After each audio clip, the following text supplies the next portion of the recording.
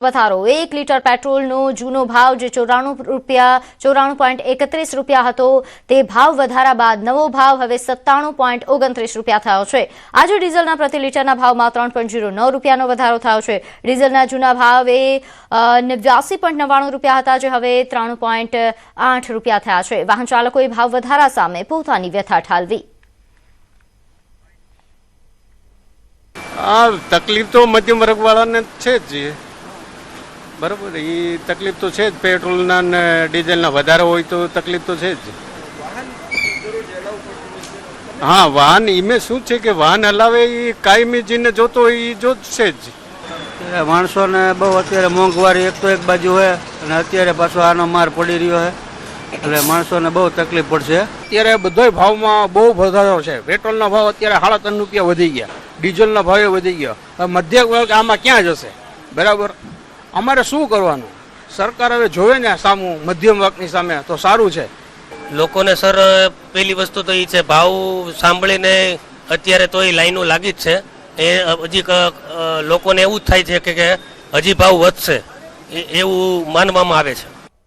તો મધ્યમ વર્ગની મુશ્કેલીઓમાં હવે વધારો થઈ રહ્યો છે। પહેલા દૂધના ભાવ વધ્યા, સીએનજી ગેસના ભાવ વધ્યા અને પેટ્રોલ ડીઝલના ભાવમાં પણ 3 રૂપિયાનો વધારો થયો છે। છેલ્લા 4 વર્ષમાં પહેલીવાર થયું છે કે આટલો મોટો વધારો એ પેટ્રોલ ડીઝલના ભાવમાં થયો છે। 2024માં જ્યારે ભાવ વધારો થયો હતો ત્યારે 2 રૂપિયાનો વધારો થયો હતો અને હવે આખરે 3 રૂપિયાનો વધારો। તો હાલ સતત જે રીતે મોંઘવારી વધી રહી છે, આજે પેટ્રોલ અને ડીઝલના ભાવ વધતા જનતાએ વધુ એકવાર મોંઘવારીનો માર સહન કરવો પડી રહ્યો છે। થોડા દિવસ પહેલા કોમર્શિયલ ગેસના ભાવમાં 900 થી વધુ રૂપિયાનો વધારો ઝીંકાયો હતો।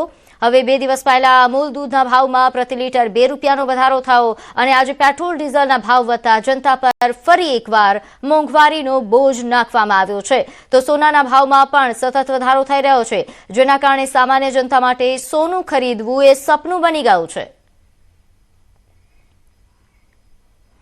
તો હાલ જે રીતે મોંઘવારીના આપ અલગ અલગ દ્રશ્યો જોઈ રહ્યા છો, જનતા પર મોંઘવારીનો જે પ્રકારે માર પડી રહ્યો છે, કોમર્શિયલ ગેસના ભાવ વધી રહ્યા છે, પેટ્રોલ ડીઝલના ભાવમાં વધારો ઝીંકાયો છે, દૂધ કે જેમાં પણ 2 રૂપિયાનો ભાવ ઝીંકાયો, જેના કારણે હવે સામાન્ય વર્ગ માટે દૂધ ખરીદવું પણ મોંઘું પડ્યું છે। સોનું કે જેના તો હવે સપના જોવા પણ મોંઘા પડ્યા છે। મિડલ ક્લાસ માટે સોનું ખરીદવું એ હવે સપના સમાન બની રહ્યું છે। સતત હાલ ચીજ વસ્તુઓના ભાવ વધી રહ્યા છે।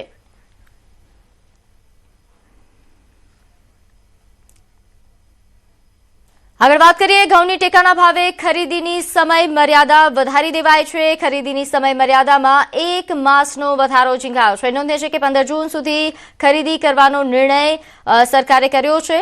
નાગરિક પુરવઠા નિગમ દ્વારા નિર્ણય કરવામાં આવ્યો। હવે 15 જૂન સુધી ઘઉંની ટેકાના ભાવે ખરીદી થશે।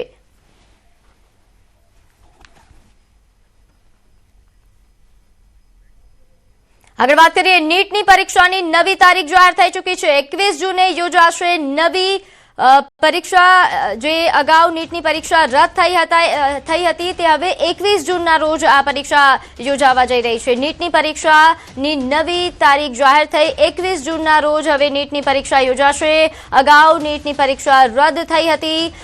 પેપર લીક ને અંગે આ જે પરીક્ષા રદ થઈ તે બાદ હવે નવી તારીખ જાહેર થઈ ચૂકી છે 21 જૂન કે જ્યારે હવે પરીક્ષા લેવામાં આવશે, નીટની પરીક્ષા લેવામાં આવશે।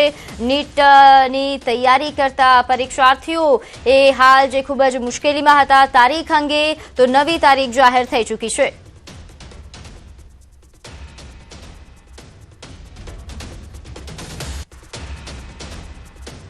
તો નીટની પરીક્ષાની નવી તારીખ જાહેર થઈ ચૂકી છે। 21 જૂને હવે નીટની પરીક્ષા યોજાશે।